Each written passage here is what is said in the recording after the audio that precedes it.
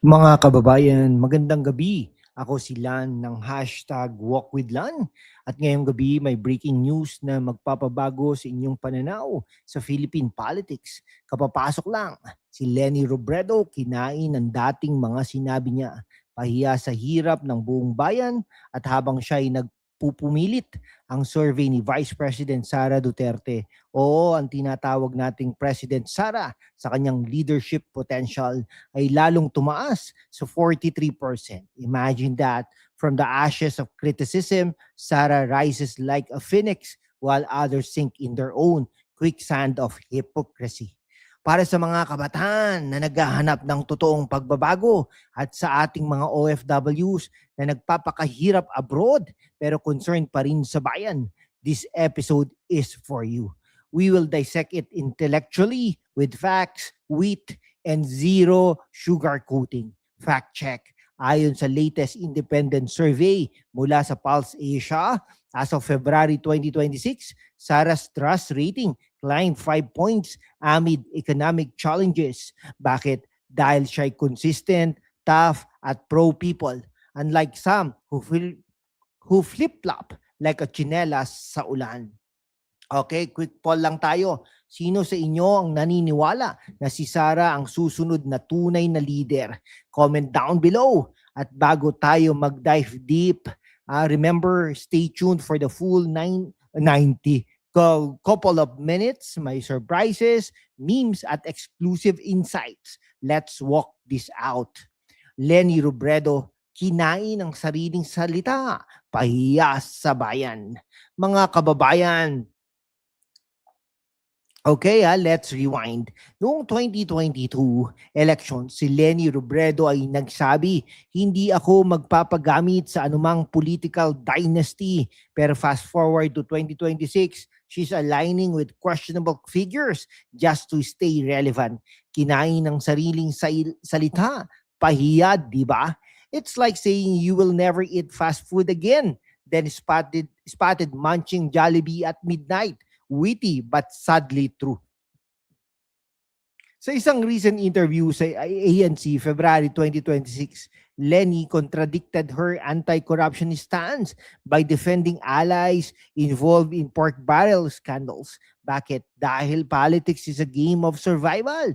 Pero para sa mga kabataan, this hypocrisy is a red flag. Kayo ba, mga young voters, willing to forgive flip-flopping? OFWs, kayo na nagpapadala ng remittances, deserve leaders who walk the talk. Intellectually speaking, Leni's Pink Movement was inspiring. Emphasis on was. Pero ngayon, her silence on economic inflation hitting 7% per Bangko Sentral data. While blaming others is intellectual dishonesty, si Leni na dating champion ng transparency ay nagiging evasive sa questions about her family's business ties. It's like a professor lecturing on ethics but cheating on exams. Kung si Leni ay isang app, should be the one that promises bag-free, bag crashes every update. Pero seryoso, mga kabataan, this erodes trust. Para sa mga OFWs, her lack of concrete plans for diaspora rights like better OWA support is a betrayal. Sa 2025 OFW survey, only 28% trust opposition figures like her. Bakit tayo magtiwala sa taong kinakain ang sariling principles? Share your stories in comment section. Ano ang pinakapahiya moment ni Leni for you? Para sa retention, let's analyze her social media blunders. Example natin, that viral tweet where she praised people power but ignored youth protest against tuition hikes. In a democracy, leaders must evolve, not devolve. Leni's regression is a lesson for us all. Habang si Leni ay nagpupumilit, let's shift to another figure na lalong nagpapabaksak sa credibility ng gobyerno, si Bongbong Marcos. Okay, ang pagbaksak ng isang legacy. Mga kababayan, si Bongbong Marcos or BBM, as the youth calls him, promised unity in 2022. Pero sa 2026, division everywhere. Economic growth is stagnant at 5.2% per NEDA. Unemployment rising among fresh grads. His bagong Pilipinas is more like bagong problema. It's like ordering adobo but getting tuyo, dry, and disappointing. So World Bank report, January 2026, Philippines lags in ASEAN recovery due to policy flip-flops under Marcos. Para sa mga OFWs, his failure to negotiate better labor deals with Middle East countries means more exploitation stories. Intellectually, BBM's administration is a case study in nepotism, appointing family members to key posts. That's not leadership, that's dynasty building. His handling of West Philippine Sea tensions, all talk, no action. Chinese incursions up 30% since 2022, yet no strong countermeasures. Si BBM ay parang Netflix series full of hype, but the plot holes are massive. Mga kabataan, this affects your future jobs. OFWs, his tax reforms hit remittances hard. His approval dipped to 35%. SWS February 2026. Bakit? Dahil facts don't lie, promises do. Poll time tayo mga kaibigan. Vote in comment section. Economic mishandling or foreign policy failures. This keeps you hooked. Marcos' legacy is tainted by martial law shadows and he's not redeeming it. Pero may liwanag sa dulo ng tunnel. Si VP Sara Duterte, whose survey is soaring. Yan, Okay. Mga kaibigan, Sara's rising survey, 43% and climbing. Kapapasok lang ang survey. Vice President Sara Zimmerman Duterte's trust rating hits 43% per independent pollster February 2026. Bakit? Dahil siya'y consistent from Davao Mayor to VP. Always pro-education, anti-crime.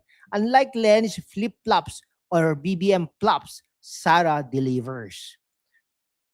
Her focus on youth programs like free tuition expansion resonates with millennials and Gen Z para sa mga OFWs. Her push for better repatriation supports is game-changing. Fact, under her influence, DepEd budget increased 15%, leading to better schools. Si Sara, mga kaibigan, ay parang strong coffee, bold, energizing, and wakes up the nation. Okay, critically, Sara's no-nonsense style cuts through the bureaucracy. Example natin, her crackdown on corrupt officials in 2025 saved billions. She's the bridge between Duterte's toughness and progressive reforms. Sa mga kabataan, her mental health initiatives in schools address post-pandemic stress. Virtual town halls for diaspora input, innovative. Her popularity among 18 to 35 voters is 55%. Bakit? Dahil she's relatable, not elitist. Ano ang favorite Sara moment ninyo? Comment down below. In a polarized Philippines, Sara unites through actions. Her 43% surge proves facts over fiction. Transition to... Mga kababayan, sa recap, Lenny pahiya sa kinain na salita. BBM lagging pero Sara rising to 43%. The people's choice para sa mga kabataan at OFWs, this is your cue. Vote with facts, not hype. At ngayon, ang membership flag. Mga kababayan, sa mundo kung saan ang kasinungalingan ay nangingibabaw, ang katotohanan ng unang sinisikil. Pero kasama kayo magpapatuloy tayo sa laban. Walang takot, walang kinikilingan, at laging handa para sa bayan. Sumali na sa aking YouTube channel membership sa #WalkWithLan at tulungan natin ang channel na maabot ang 100,000 subscribers. Ang inyong suporta ang susi sa kalayaan natin para ipagpatuloy ang pagbabalita ng katotohanan. Salamat at kita-kits sa laban. Hit like, subscribe, bell on, share sa friends nyo abroad. Salamat sa panonood. See you next episode. God bless the Philippines at mabuhay ang Pilipinas.